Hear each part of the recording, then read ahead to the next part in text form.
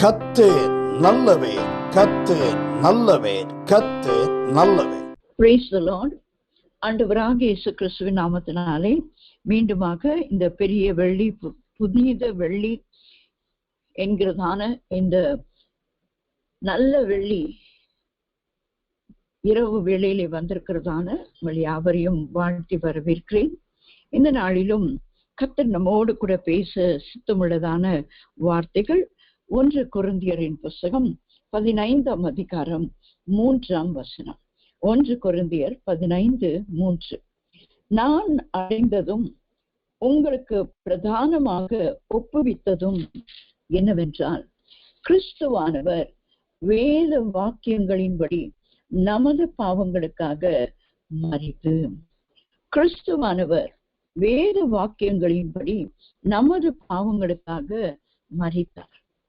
இன்றைக்கு நம்முடைய வேத தியானத்தின் தலைப்பு வேத வாக்கியங்களின்படி மரித்த கிறிஸ்துவானவர். வேத வாக்கியங்களின்படி மரித்து கிறிஸ்துவானவர். வேத வாக்கியங்களின்படி கிறிஸ்துவானவர் மரித்தார் என்று சொன்னால், வேதத்திலே ஏற்கனவே இந்த காரியம் எழுதப்பட்டிருக்க வேண்டும் என்று நாம் அறிந்திருக்கிறோம். அப்படியாக நம் வேதத்திலே பல இடங்களிலே ஆண்டவராகிய இயேசு கிறிஸ்துவின் மரணத்தை குறித்து தீர்க்க தரிசனமாக வார்த்தைகள் எழுதப்பட்டிருக்கிறதை நாம் பார்க்கிறோம். அதிலும் அதிகமாய் ஏசாயா தீர்க்கதரிசி தன்னுடைய தீர்க்க தரிசன புஸ்தகத்திலே ஆண்டவராகிய இயேசு கிறிஸ்துவின் மரணத்தை குறித்துதான ஒரு தெளிவான அதிகாரத்தை தன்னுடைய தீர்க்க தரிசன ஆகமத்திலே எழுதி வைத்திருக்கிறதை நாம் பார்க்கிறோம். அதுதான் நம்ம எல்லாருக்கும் தெரிந்த ஏசாயா தீர்க்க தரிசன புஸ்தகம் 53ஆம் அதிகாரம். அந்த அதிகாரத்தில் இருந்துதான் கர்த்தர் நம்மோடு கூட இந்த நாளிலே இடைப்பட போகிறார். வேத வாக்கியங்களின்படி கிறிஸ்துவானவர் மரித்தார். அதற்கு வேத ஆதாரம் இந்த ஏசாயா தீர்க்க தரிசன புஸ்தகத்தின் 53ஆம் அதிகாரம். அதற்கு முன்னதாக இந்த ஏசாயா தீர்க்கதரிசியை குறித்து ஒரு சின்ன ஒரு காரியத்தை சொல்ல நான் வாஞ்சிக்கிறேன். வேதாகமத்திலே அநேக தீர்க்க தரிசன புஸ்தகங்கள் உண்டு. அதிலே பெரிய தீர்க்கதரிசிகள், சின்ன தீர்க்கதரிசிகள் என்று குறிப்பிடப்பட்ட புஸ்தகங்கள் உண்டு. அது அவர்கள் பெரிய ஒரு தீர்க்கதரிசியா இருந்ததாகவோ அப்படிப்பட்ட ஒரு காரியம் சொல்லப்படாமல், அவர்கள் எழுதின புத்தகங்களை வைத்து ஏசாயா தீர்க்க தரிசன புஸ்தகம், அந்த புஸ்தகம், அதுவும் இல்லாமல் அவர் பல ராஜாக்கள் வாழ்ந்த காலங்களிலே வாழ்ந்து தீர்க்க தரிசனங்களை உரைத்ததினாலே பெரிய தீர்க்கதரிசி என்று அழைக்கப்படுகிறார். தானியேல் தீர்க்க தரிசன புஸ்தகம் 12 அதிகாரங்கள் தான் உடையது.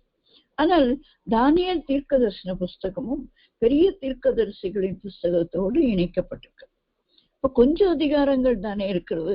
இப்போ ஓசியா, ஆமோஸ் எல்லாம் எடுத்துக்கொண்டால் அதிகமான அதிகாரங்கள் அங்கே இருக்கிறது. ஆனால் அவர்கள் சிறிய தீர்க்கதரிசி என்று, இப்போ அவர்கள் வாழ்ந்த காலகட்டங்களிலே அவர்கள் செய்த அந்த ஊழியங்கள் ஒரு சில ராஜாக்கள் வாழ்ந்த காலத்திலும் அப்படியாக கொஞ்சம் காரியங்களிலே இருந்ததினாலே அப்படி ஒரு வித்தியாசத்தை நாம் காண முடியும்.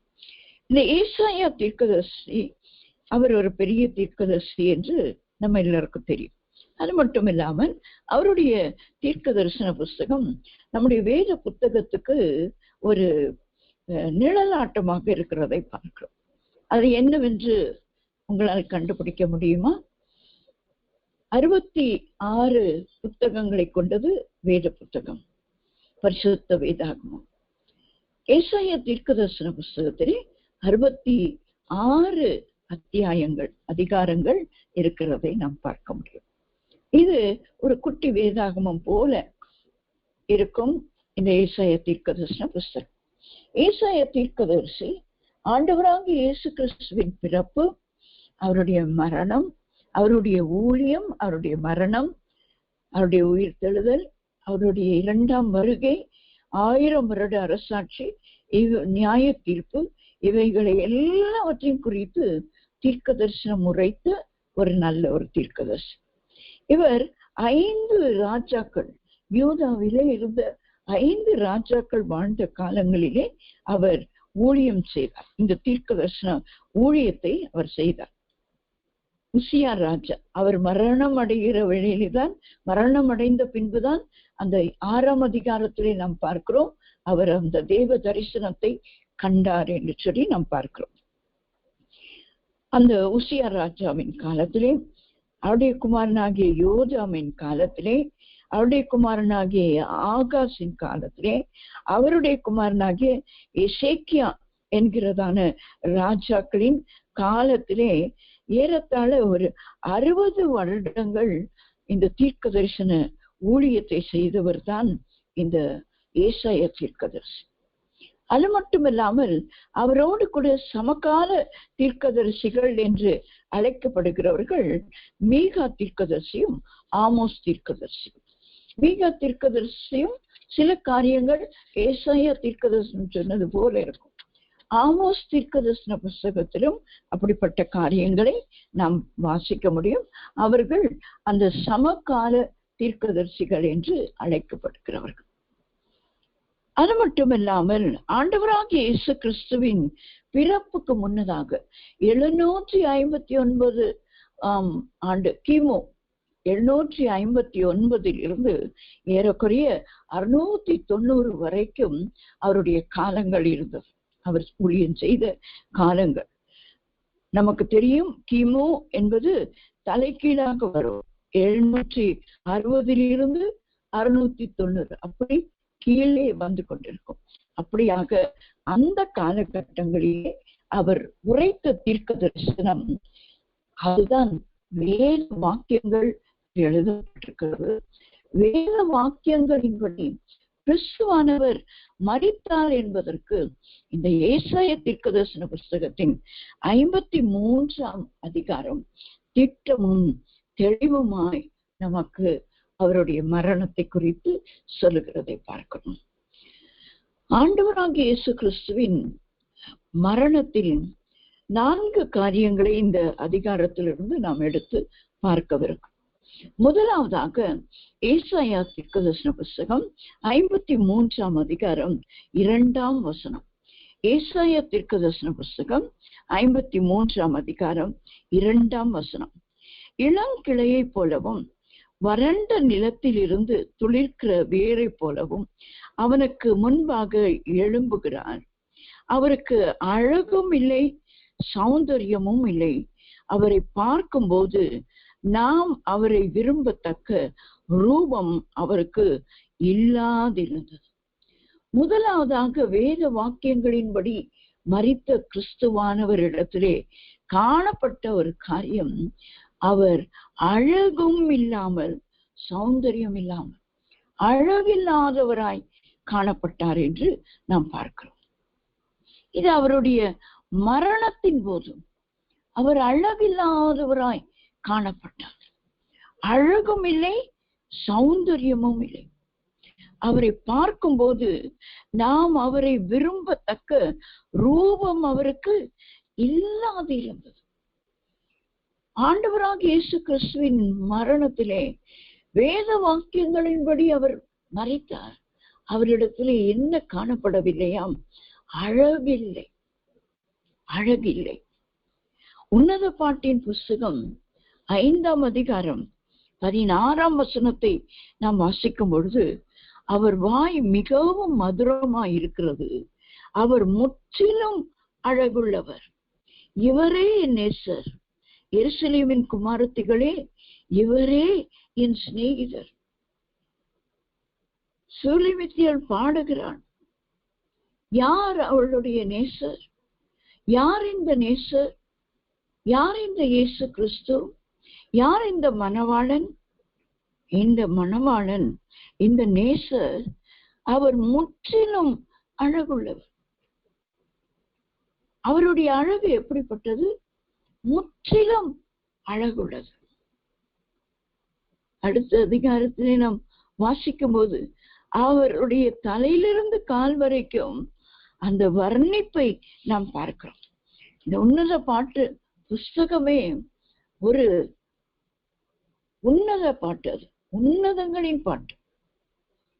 அது உலக பிரகாரமாய் அதை ஒரு காதல் காவியம், காதல் பாடல் என்று சொல்வார்கள். அது நேசருக்கும் மனவாட்டிக்கும் உள்ளதான அந்த ஒரு நேசத்தின் பாடல்.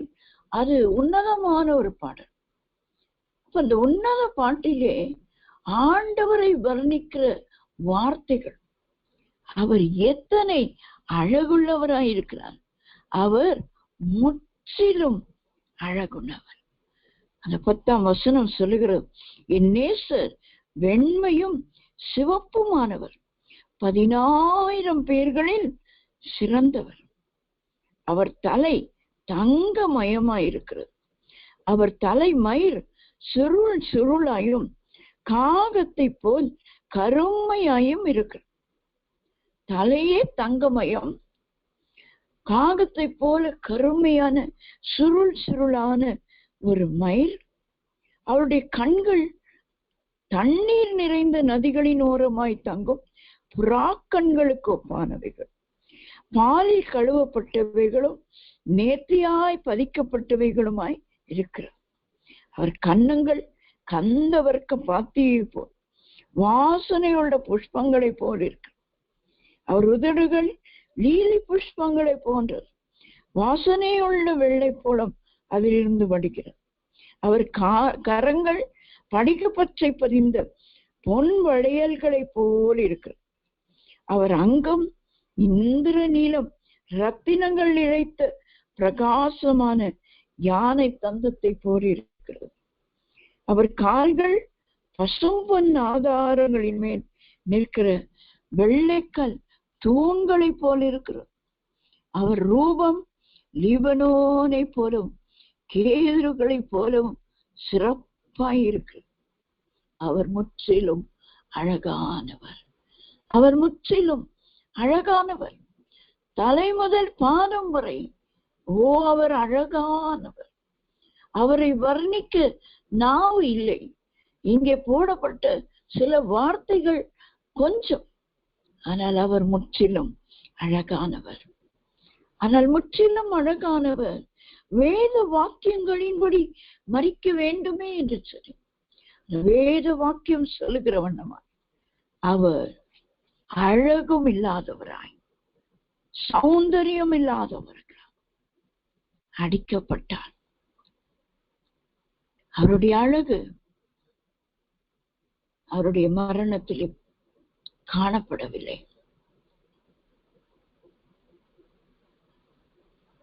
முன்பு எடுத்த படங்கள் எல்லாம் எப்படி இருந்ததோ தெரியாது. ஆனாலும் பேஷன் ஆஃப் கிரைஸ்ட் என்று ஒரு படத்தை எடுத்து, ஒரு ஆங்கில படத்தை அநேக மொழிகளிலே மொழிபெயர்த்தார்கள். அதிலே பார்க்கும்போது அந்த இயேசுவானவரின் முகத்தை கொடூரமாக தான் காண்பிப்பார்கள், பயங்கரமாக காண்பிப்பார்கள். அவருடைய சரீரம் முழுவதுமே காயங்கள், அந்த கண்களிலே அந்த முள் பாய்ந்தது போல. அது ரொம்ப நேச்சுரலா அந்த படத்தை எடுத்திருக்காங்க. அதை பார்த்து அநேகர் ரட்சிக்கப்பட்டிருக்கிறார்கள்.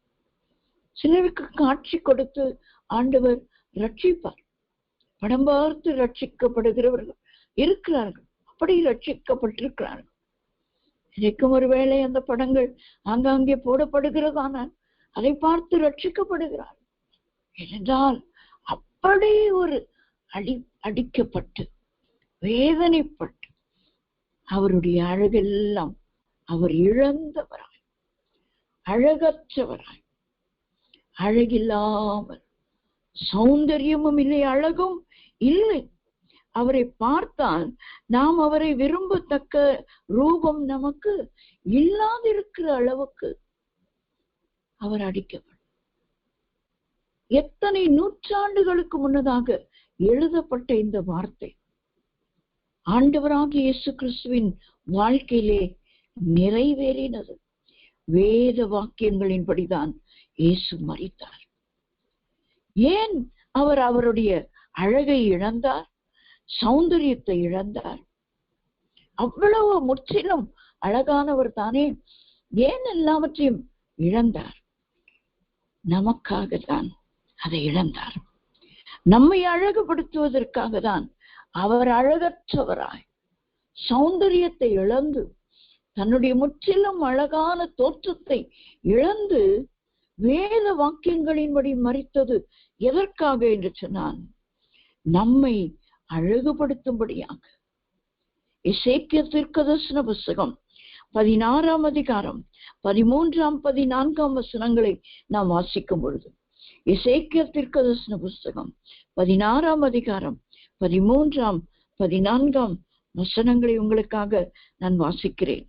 இவ்விதமாய் பொன்னினாலும் வெள்ளினாலும் நீ அலங்கரிக்கப்பட்டாய். உன் உடுப்பு மெல்லிய புடவையும் பட்டும் சித்திர தையலாடையுமாய் இருந்தது.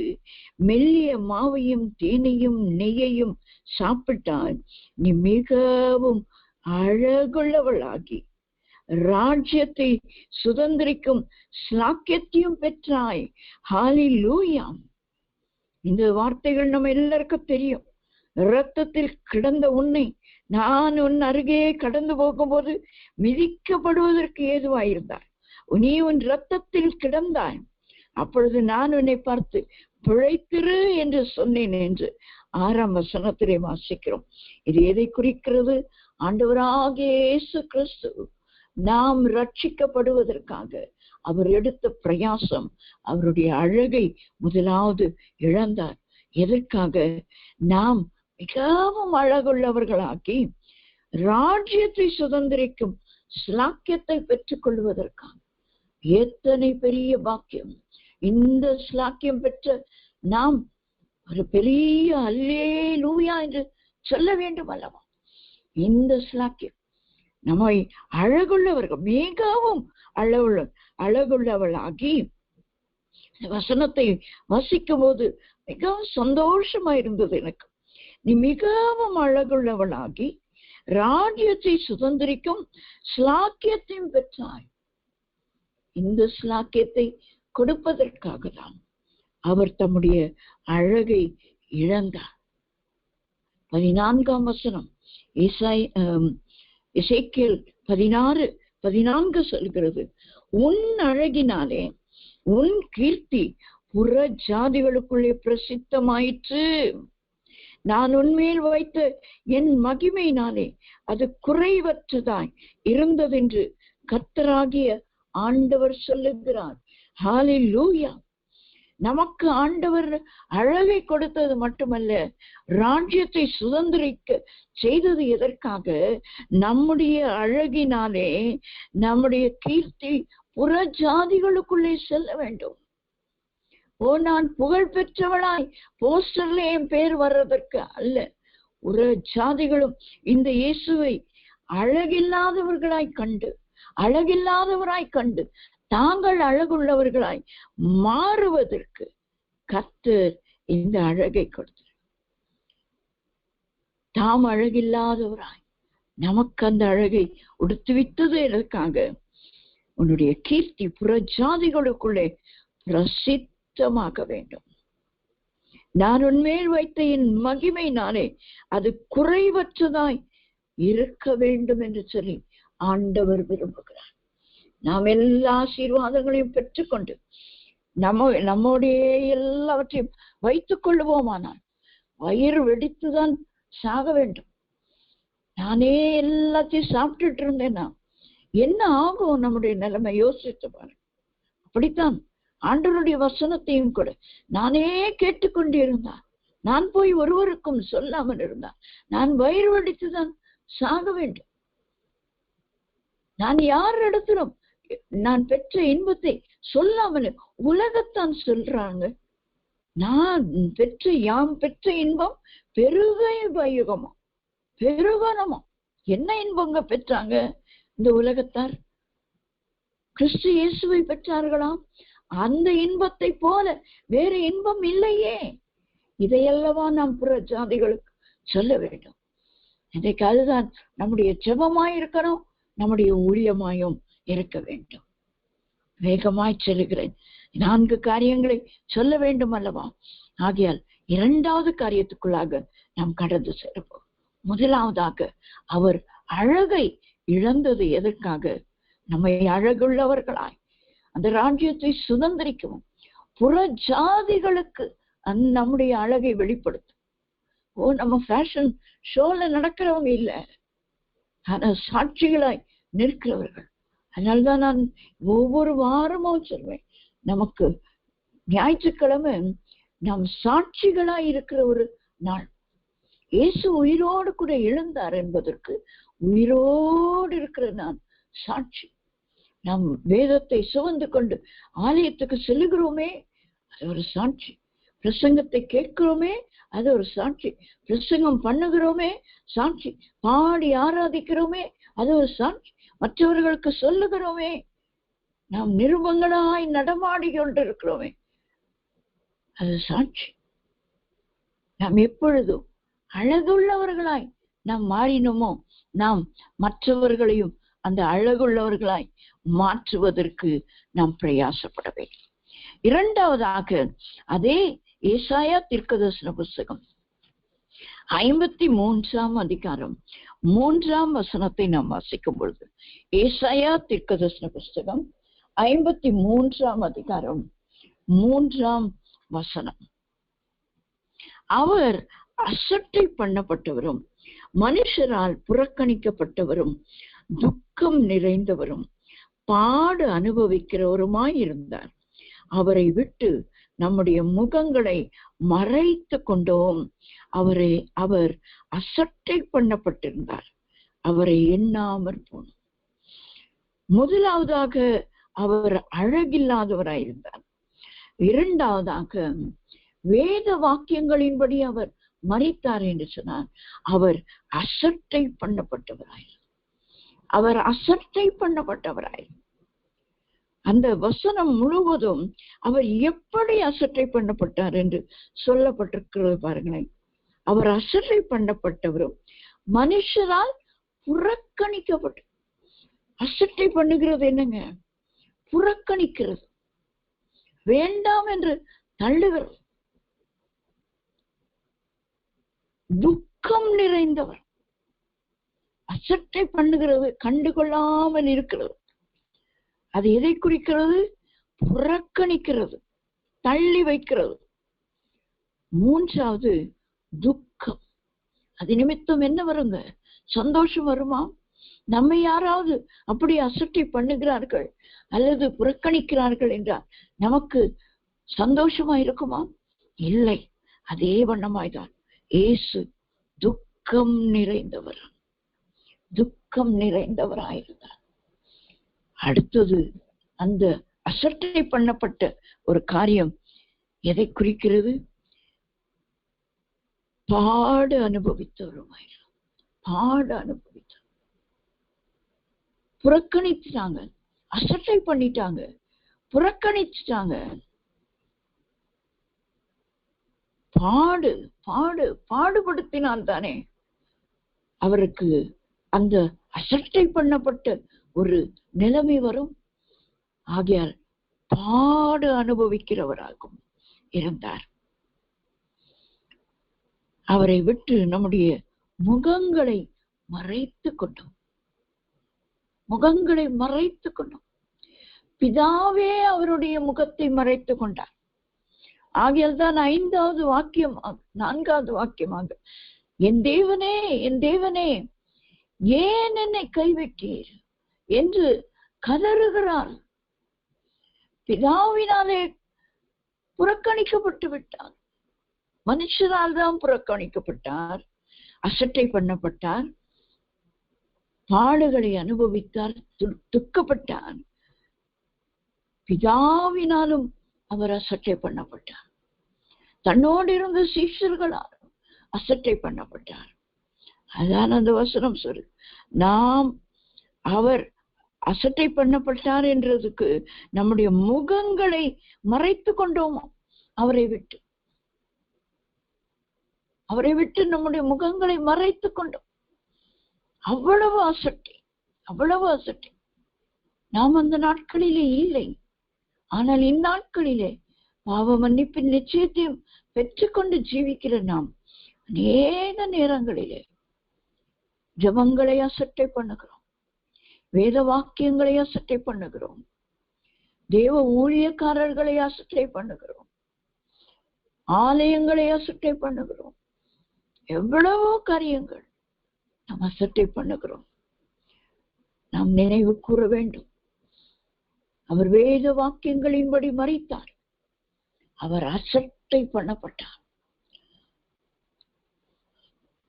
ஒருவரும் அங்க மனதிலே அவரை வைத்துக் கொள்ள முடியாத அளவுக்கு, முகங்களை கூட அவரை பார்க்க சகிக்க கூடாதபடி திரும்பிக் கொள்ளுகிறது. பிதாவும் தம்முடைய முகத்தை மறைத்தார். பொழுதுதான் எலோயி எலோயி லாமா சபக்தானி என்று கதறினார் இயேசு. அவர் அசட்டை பண்ணப்பட்டதினாலே, அசட்டை பண்ணப்படுகிறவர்களின் இருதயம் எப்படி இருக்கும், பாடு எப்படி இருக்கும், துக்கம் எப்படி இருக்கும் என்று அறிந்து கொள்வதற்காக அந்த வேத வாக்கியங்கள் அவருடைய வாழ்க்கையிலே நிறைவேறினது, அவருடைய மரணத்திலே நிறைவேறினது. நாம் அசட்டை பண்ணப்படுகிறோமா? நம்முடைய சொந்த பந்தங்களாலே, நம்முடைய சபையாராலே, நம்முடைய சிலர் விசுவாசிகளுக்கு ஊழியக்காரராலே அசட்டை, சில ஊழியக்காரர்களுக்கு விசுவாசிகளாலே அசட்டை பண்ணப்படுகிறது. இப்படி எல்லாருக்கும் ஒவ்வொரு விதமான அசட்டை பண்ணப்படுதல் இருக்கிறதோ நாம் நினைவு கூர்வோம். வேத வாக்கியங்களின்படி அவர் மரித்தார், அவர் அசட்டை பண்ணப்பட்டு மனுஷரால் புறக்கணிக்கப்பட்டு பாடு அனுபவித்தார், துக்கம் நிறைந்தவராயிருந்தார். அவரை ஏறிட்டு பார்ப்பதற்கு, அவருடைய முகத்தை நோக்கி பார்ப்பதற்கு ஒருவரும் இல்லை. அவரை நோக்கி பார்த்து பிரகாசம் அடைந்தார்கள், அவர்கள் முகங்கள் வெட்கப்படவில்லை என்று எழுதப்பட்ட வார்த்தை அவருடைய முகத்தை நோக்கி பார்க்க முடியாத அளவுக்கு அவரை புறக்கணித்து அசட்டை பண்ணினார்கள். இந்த வேத வாக்கியங்கள் நிறைவேறுவதற்காக தான் ஆண்டவராகிய இயேசு கிறிஸ்து அந்த மரணத்தை, அசட்டை பண்ணப்படும் அளவுக்கு அந்த மரணத்தை அவர் ஏற்றுக்கொண்டார். எதற்காக? இந்த பூமியிலே அசட்டை பண்ணப்படுவார்கள் என் பிள்ளைகள், என்னை விசுவாசிக்கிறவர்கள், என்னை ஏற்றுக்கொள்ளுகிறவர்கள், எனக்கு ஊழியம் செய்கிறவர்கள் மனுஷனால் அசட்டை பண்ணப்படுவார்கள். நான் அவர்களுக்கு உதவி செய்ய வேண்டும் அல்லவா? ஆகையால் வேத வாக்கியம் என்னிலே நிறைவேற நான் ஒப்பு கொடுக்கிறேன் என்று ஆண்டவராகிய இயேசு கிறிஸ்து ஒப்பு கொடுத்தார்.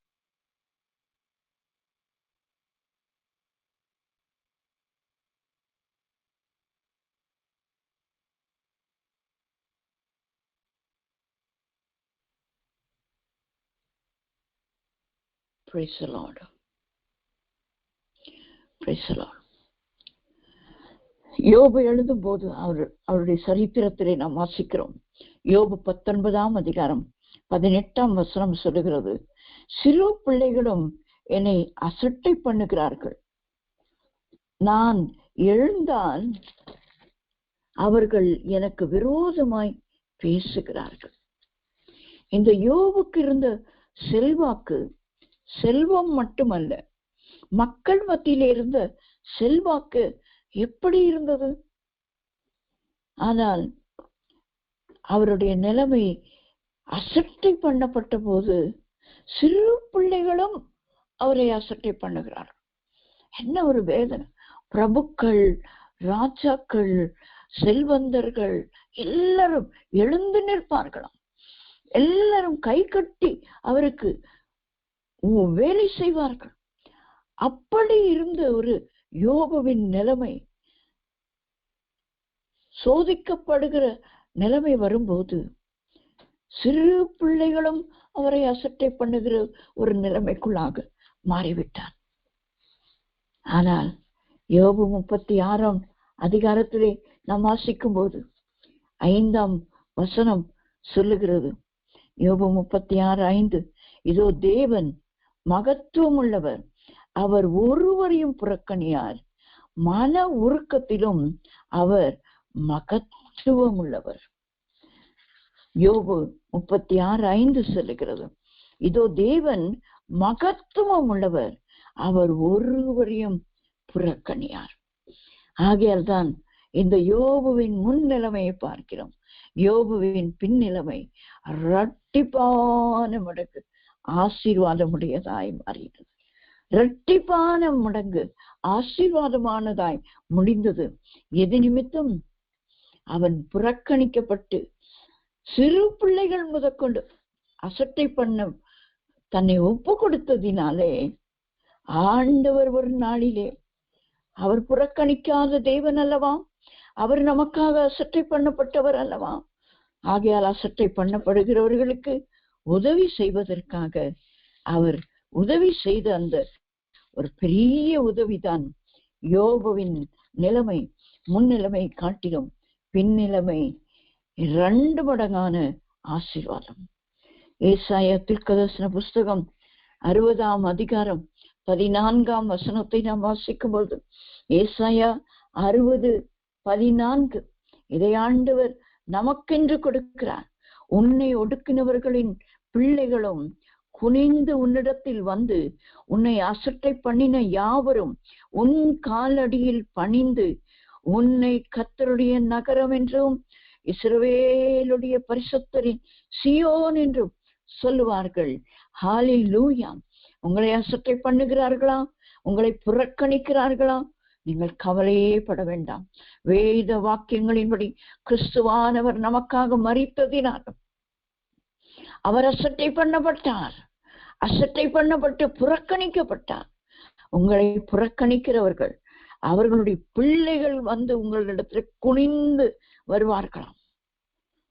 உங்களை அசட்டை பண்ணின யாவரும் உங்கள் காலடியில் பணிந்து உங்களை கர்த்தருடைய நகரம் என்று சொல்லி, நம் கர்த்தரால் மீட்கப்பட்டவர்கள் என்று சொல்லி, கர்த்தருடைய பரிசுத்தரின் சீயோன் என்று நம்மை சொல்லத்தக்கதாக கர்த்தர் அப்படிப்பட்டதான ஒரு பாக்கியத்தை கொடுப்பார். அவர் இரண்டாவதாக அசட்டை பண்ணப்பட்டார். மூன்றாவதாக நாம் அதே ஏசாயா தீர்க்கதரிசன புஸ்தகம் 53ஆம் அதிகாரம் 7ஆம் வசனத்தை நாம் வாசிக்கும் பொழுது, ஏசாயா தீர்க்கதரிசன புஸ்தகம் 53ஆம் அதிகாரம் 7ஆம் வசனத்தை நான் உங்களுக்காக வாசிக்கிறேன். அவர் நெருக்கப்பட்டும் ஒடுக்கப்பட்டும் இருந்தார், ஆனாலும் தம்முடைய வாயை அவர் திறக்கவில்லை. அடிக்கப்படும்படி கொண்டு போகப்படுகிற ஒரு ஆட்டுக்குட்டியை போலவும் தன்னை மயில் கத்துக்கிறவனுக்கு முன்பாக சத்தமிடாதிருக்கிற ஆட்டை போலவும் அவர் தம்முடைய வாயை திறவாதிருந்தார். மூன்றாவதாக நாம் பார்க்கிறோம், அவர் அடிக்கப்படும்படி தம்மை ஒப்பு கொடுத்தார். அடிக்கப்பட ஒப்பு கொடுத்தவர். முதலாவது நாம் பார்த்தோம், அவரில் அழகில்லை, அழகானவர் அழகிழந்தார். இரண்டாவதாக நாம் பார்த்தோம், அவர் அசட்டை பண்ணப்பட்டார். அவருடைய முகத்தை பார்த்து பிரகாசம் அடைந்தவர்கள் அவருடைய முகத்தை பார்க்காமல் முகத்தை திருப்பிக் கொள்ளுகிற அளவுக்கு அவரை அசட்டை பண்ணினார்கள். மூன்றாவதாக அவர் அடிக்கப்படுவதற்கு தன்னை ஒப்பு கொடுத்தார். அடிக்கப்பட்டார். அவர் நெருக்கப்பட்டும் ஒடுக்கப்பட்டும் இருந்தார். நெருக்கம், ஒடுக்கம், இதெல்லாம் தேவ பிள்ளைகளின் வாழ்க்கையிலே வருகிறதான காரியங்கள். ஆகையால் தான் ஆண்டவர் வேத வாக்கியங்கள் நிறைவேறும்படியாக தம்மை ஒப்பு கொடுத்தார். வேத வாக்கியங்களை படி அவர் மரித்தார். இந்த வேத வசனம் என்ன சொல்லுகிறது? அவர் நெருக்கப்பட்டும் ஒடுக்கப்பட்டும் இருந்தார், ஆனால் தம்முடைய வாயை திறக்காமல் இருந்தார். எப்படி இருந்தாராம்? அடிக்கப்படும்படி கொண்டு போகப்படுகிற ஒரு ஆட்டுக்குட்டியை போலவும் தன்னை மயிர் கத்திருக்கிறவனுக்கு முன்பாக சத்தமிடாதிருக்கிற ஆட்டை போலவும் அவர் தம்மையே ஒப்பு கொடுத்தார். அவர் தம்மையே அடிக்கப்படுவதற்கு ஒப்பு கொடுத்தார். அவ்வளவு காலங்கள், 3.5 வருடங்கள் ஆண்டவராகிய இயேசு கிறிஸ்து இந்த பூமியிலே வாழ்ந்த போது சத்தமாய் அதிகாரமுள்ளவராய் பரலோக ராஜ்யம் சமீபித்திருக்கிறது, மரணம் திரும்புங்கள் என்று பரலோக ராஜ்யத்தின் ரகசியங்களை சொல்லிக்கொண்டு தைரியமாய் பிரசங்கித்துக் கொண்டிருந்த ஆண்டவராகிய இயேசு கிறிஸ்து தம்முடைய வாயை ஒருபோதும் திறக்கவே இல்லை. பிலாத்து கேட்கிறான், அன்னா காய்பா குற்றம் படுத்துகிறார்கள், ஏரோது கேட்கிறான், யாருக்கும் ஒரு பதிலும் சொல்லவில்லை.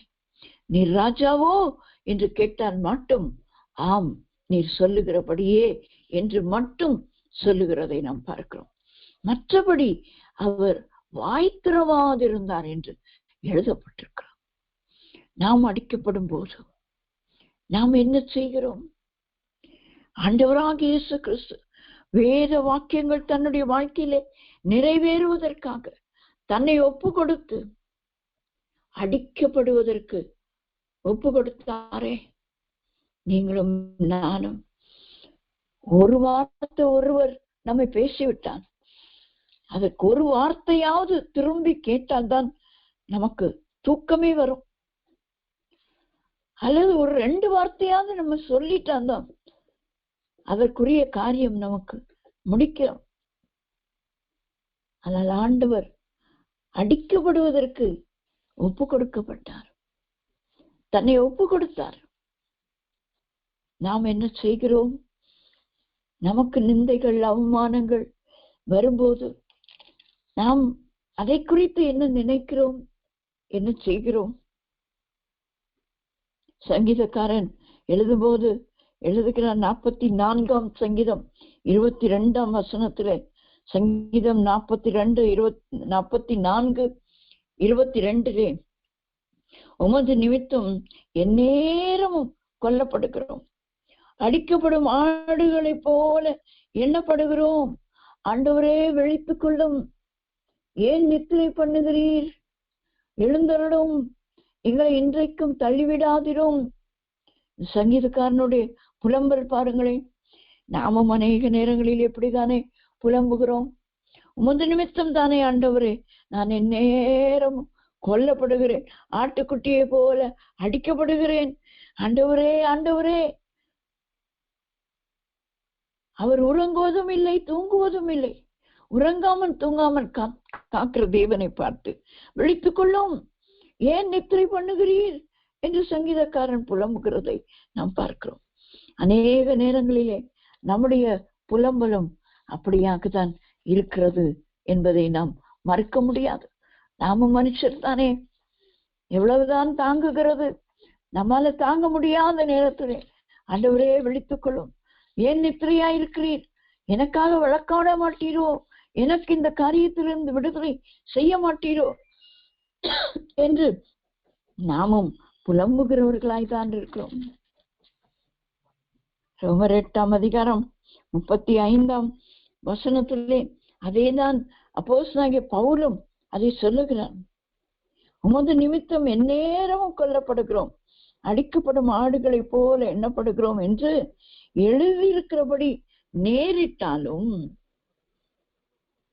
அது எழுதியிருக்கிறது, அங்கே சங்கீதக்காரன் எழுதினான், அந்த எழுதியிருக்கிறபடி எங்களுக்கு நேரிட்டாலும் கர்த்தராகிய இயேசு கிறிஸ்து வேத வாக்கியங்களின்படி அவர் அடிக்கப்பட தன்னை ஒப்பு கொடுத்ததினாலேதான் அவர் மரித்து உயிர் தெழுந்து நம்ம எல்லாம் மீட்டு கொண்டார். அவர் அடிக்கப்பட ஒப்பு கொடுக்காவிட்டான், வாய் திறந்து என்னை விடுதலை ஆக்கும் என்று சொல்லி தன்னுடைய நியாயத்தை சொல்லி பேசி விடுதலை பெற்றுக் கொண்டிருந்தான். இன்றைக்கு நாம் விடுதலையோடு இருக்க முடியாது, நாம் ரட்சிக்கப்பட்டவர்களா இருக்க முடியாது. அவர் அடிக்கப்பட்டதினாலேதான் நாம் இன்றைக்கு ரட்சிக்கப்பட்டவர்களா இருக்கோம். ஆகையால் அப்போஸ்தலனாகிய பவுல் சொல்லுகிறார், உமது நிமித்தம் எந்நேரமும் கொல்லப்படுகிறோம், அடிக்கப்படும் ஆடுகளை போல எண்ணப்படுகிறோம் என்று எழுதியிருக்கிறபடி எங்களுக்கு நேரிட்டாலும் கிறிஸ்துவின் அன்பை விட்டு நம்மை பிரிப்பவன் யார்? ஒரு பெரிய பட்டியலை கொடுக்கிறார். இது எவைகள் எல்லாவற்றிலேயும் நாம் நம்மில் அன்பு கூறுகிறவராலே முற்றும் ஜெயம் கொள்ளுகிறவர்களாயிருக்கிறோம். ஹல்லேலூயா. ஏனென்றால் மரணத்தை ஜெயமாக விழுங்கினவர் நமது ஆண்டவராகிய இயேசு கிறிஸ்து. வேத வாக்கியங்களின்படி மரித்து உயிரோடு கூட எழுந்த தேவன். மரித்தவராய் நாம் ஆராதிக்கிறவர்கள் அல்ல. ஒரு மரித்த தேவனை நாம் தொழுது கொள்ளுகிறவர்கள் அல்ல. அவர் மரித்தார், உயிரோடு எழுந்ததினாலே பாவத்தில் மரித்த நம்மை அவர் உயிரோடு எழுப்பினார்.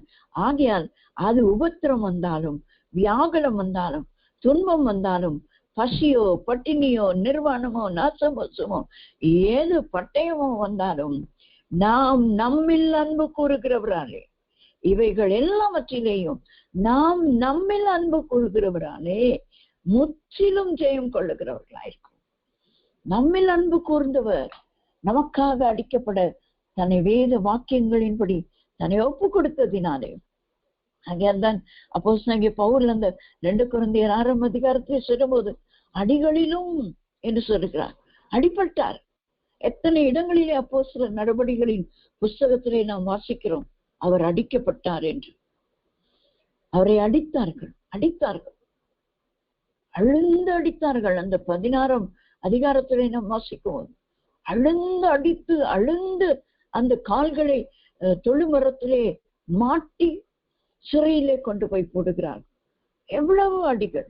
அதெல்லாம் தாங்கினவர் தான் இந்த ரோமருக்கு எழுதும் போது அவர் எழுதுகிறார். எல்லாவற்றிலும் நாம் முற்றும் ஜெயம் கொள்ளுகிறவர்கள், முற்றிலும் ஜெயம் கொள்ளுகிறவர்கள். தேவனுடைய அன்பை விட்டு எங்களை ஒருவராலும் பிரிக்க முடியாது என்று நிச்சயித்திருக்கிறோம் என்று எழுதுகிறார். நாமும் அப்படிப்பட்டவர்களாய் மாறுவதற்காக தான் ஆண்டவராகிய இயேசு கிறிஸ்து தம்மையே அடிக்கப்படுவதற்கு ஒப்பு கொடுத்தார். கடைசியாக 4வதாக ஏசாயா தீர்க்கதரிசன புஸ்தகம் 53ஆம் அதிகாரம் 12ஆம் வசனம். ஏசாயா 53:12. அவர் தம்முடைய ஆத்துமாவை மரணத்தில் ஊற்றி அக்கிரமக்காரரில் ஒருவராக எண்ணப்பட்டு அநேகருடைய பாவத்தை தாமே சுமந்து அக்கிரமக்காரருக்காக வேண்டிக் கொண்டது நிமித்தம் அநேகரை அவருக்கு பங்காக கொடுப்பேன், பலவான்களை அவர் தமக்கு கொள்ளையாக பங்கிட்டுக் கொள்வார். ஹல்லேலூயா. கடைசியாக நாம் பார்க்கிறதான காரியம், அவர் அக்கிரமக்காரரில் ஒருவராக எண்ணப்படுவதற்கு தன்னை ஒப்பு கொடுத்தார்.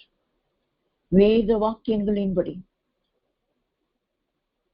கிறிஸ்துவானவர் மரித்தார் என்று சொன்னால், முதலாவதாக அழகில்லாதவராய் மரித்தார், 2வதாக அசட்டை பண்ணப்பட்டவராய் மரித்தார், 3வதாக அடிக்கப்பட்டு மரித்தார், 4வதாக அக்கிரமக்காரரில் ஒருவராக மரித்தார்.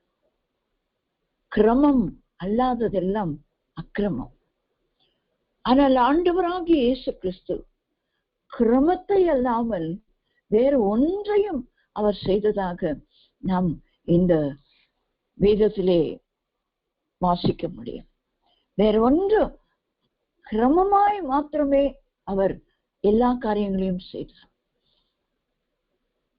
நோயாளிகளை சுகப்படுத்தினார், பிசாசு பிடித்தவர்களை அவர்களை விடுவித்தார்.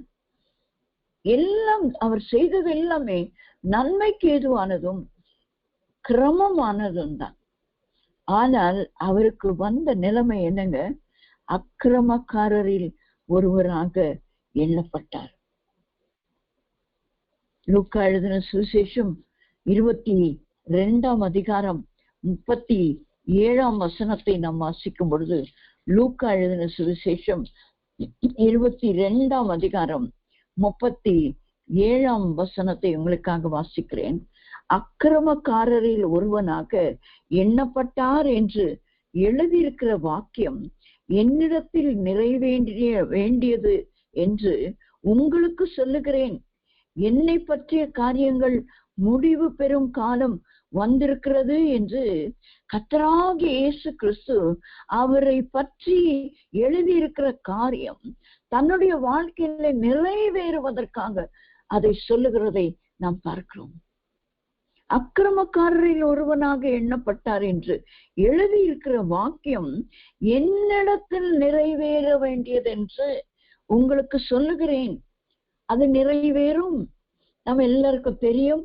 அது மார்க் 15:28 நாம் வாசிக்கும் பொழுது, அக்கிரமக்காரரில் ஒருவராக அவர் எண்ணப்பட்டார் என்று சொல்லுவதற்காக 2 கள்ளரை அவருடைய வலது புறத்தில் ஒருவரையும் இடது புறத்தில் இன்னொருவரையும் அறைகிறதை நாம் பார்க்கிறோம். மார்க் 15:28 அக்கிரமக்காரரில் ஒருவனாக எண்ணப்பட்டார் என்கிற வேத வாக்கியம் அதனாலேயே நிறைவேறிற்று. 27 சொல்லுகிறது, அல்லாமலும் அவருடைய வலது பக்கத்தில் ஒருவனும் அவருடைய இடது பக்கத்தில் ஒருவனுமாக 2 கள்ளரை அவரோட கூட சிலுவைகளில் அறைந்தார்கள். பரபாஸ் என்கிறதான கள்ளனை விடுதலை செய்துவிட்டு கிரமம் செய்தவரை 2 கள்ளர்கள் மத்தியிலே அறைந்து, இவரும் அக்கிரமக்காரரில் ஒருவர் என்று அவரை குறித்து எழுதின வார்த்தைகள் நிறைவேறும்படியாக தன்னை மரிப்பதற்கு ஒப்பு கொடுத்தான். ஏசாயா தீர்க்கதரிசன புஸ்தகம் 53 11 நாம் வாசிக்கும் பொழுது, ஏசாயா 53:11, அவர் தமது ஆத்தும வருத்தத்தின் பலனை கண்டு திருப்தி ஆவார். என் தாசனாகிய நீதிபரர் தம்மை பற்றும் அறிவினால் அநேகரை நீதிமான்களாக்குவார்.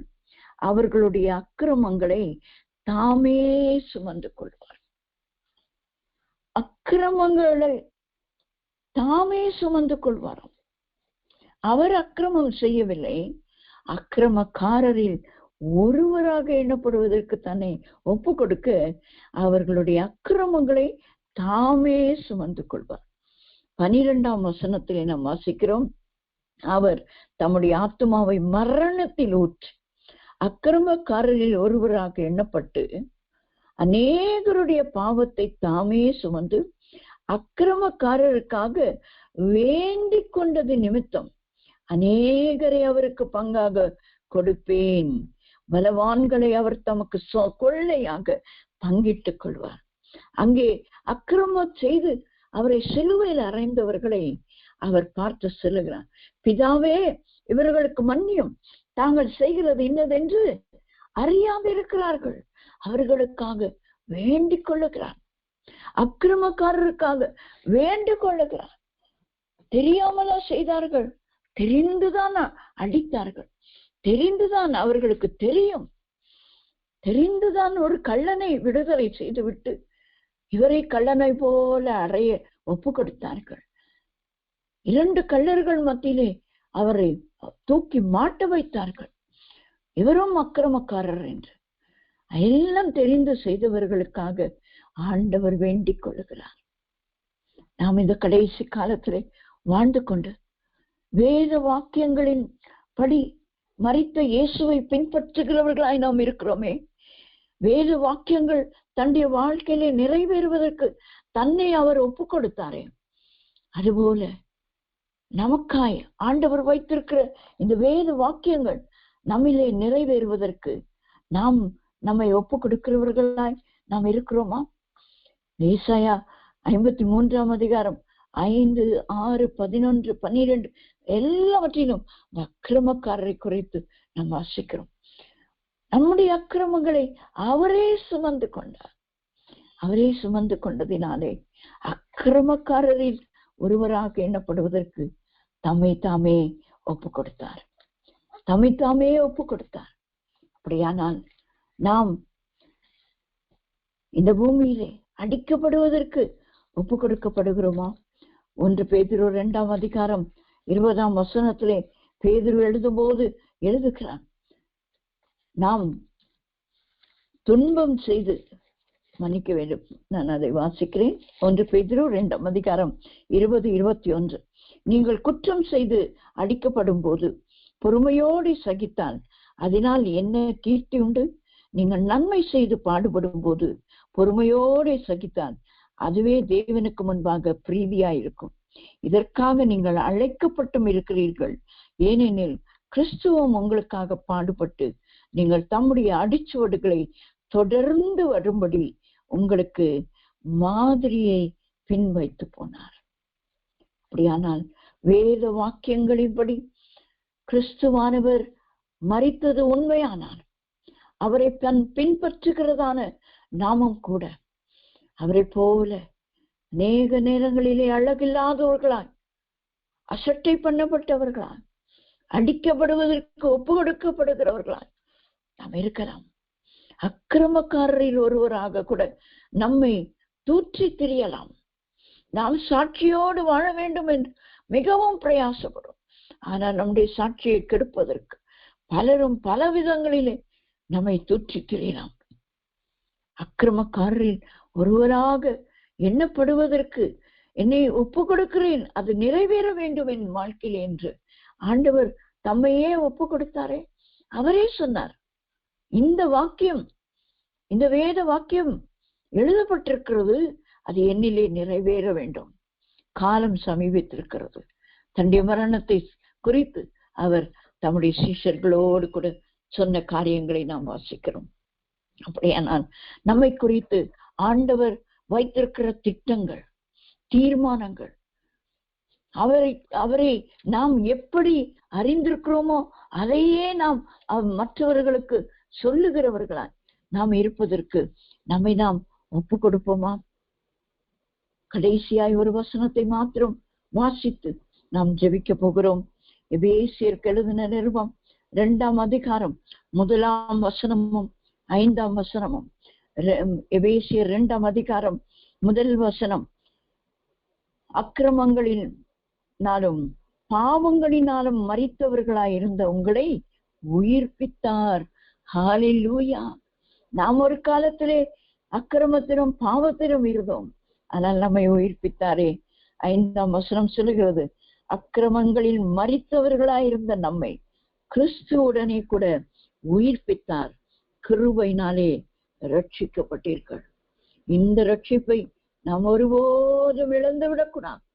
கிருபையினாலே நமக்கு கிடைத்த ரட்சிப்பு நம்மை ஆண்டவர் அக்கிரமத்திலிருந்து உயிர் பெற செய்தார். ஏனென்றால் வேத வாக்கியங்களின்படி ஆண்டவராகிய இயேசு கிறிஸ்து இந்த பூமியிலே மரித்தார். வேத வாக்கியங்கள் நிறைவேறும்படி தம்மை ஒப்பு கொடுத்து மரித்தார். மரித்தவர் கல்லறையில் இல்லை. எல்லாருடைய கல்லறையும் மூடப்பட்டிருக்கும். ஆனால் நமது ஆண்டவராகிய இயேசு கிறிஸ்துவின் கல்லறை அது திறந்த கல்லறை. இன்றைக்கும் அது இஸ்ரவேல் தேசத்திலே இருக்கிறது. அதை பார்வையிடுவதற்கு அநேகர் போய் பார்க்கிறார்கள். அது திறந்த கல்லறையாக தான் இருக்கிறது. அவர் உயிரோடு கூட எழுந்ததினால நம்மையும் நம்முடைய அக்கிரமங்கள் பாவங்களிலிருந்து நம்மை உயிர்ப்பித்திருக்கிறார். ஆகையால் அந்த உயிர்த்தெழுந்த இயேசுவை கொண்டாடுவதற்கு நாம் போவதற்கு முன்னதாக இந்த வேத வாக்கியங்களின்படி மரிக்க தன்னை ஒப்பு கொடுத்த ஆண்டவராகிய இயேசு கிறிஸ்துவை பின்பற்றுகிற நாமும் கூட அவர் எப்படி வேத வாக்கியம் நிறைவேறுவதற்கு தன்னை ஒப்பு கொடுத்தார், நாமும் ஒப்பு கொடுக்க கர்த்தர் நமக்கு உதவி செய்வாராக. நாம் செபிப்போம். அன்பின் நேசரே, இந்த நல்ல ராத்திரி வேளைக்காய் நன்றியோடு துதிக்கிறோம், ஸ்தோத்திரிக்கிறோம். இந்த நல்ல வேளையிலும் வேத வாக்கியங்களின்படி கிறிஸ்துவானவர் மரித்தீர் என்று ஆண்டவரே, நாங்கள் இந்த நாளிலே நீர் அழகில்லாதவராய், அசட்டை பண்ணப்பட்டவராய், அடிக்கப்பட்டவராய், அக்கிரமக்காரரில் ஒருவராக எண்ணப்படுவதற்கு நீர் உண்மையே ஒப்பு கொடுத்தீர் ஆண்டவர். அதுபோல நாங்களும் எங்கள் வாழ்க்கையிலே நீர் வைத்திருக்கிற தீர்மானங்கள், இந்த வேத வாக்கியங்கள் எங்களிலும் நிறைவேறுவதற்கு எங்களையே நாங்கள் ஒப்பு கொடுக்கிறோம். கிருபையினால் எங்களை ரட்சித்தீரே, எங்களை அக்கிரமங்களில் இருந்து எங்களை உயிர்ப்பித்தீரே, உமக்கு ஸ்தோத்திரம். தொடர்ந்து எங்களை உமக்கு சாட்சிகளாய் நீர் வைப்பீராக. தாழ்த்தி ஒப்பு கொடுக்கிறோம். மீட்பர் இயேசுவின் நாமத்தில் ஜெபிக்கிறோம் எங்கள் நல்ல பிதாவே.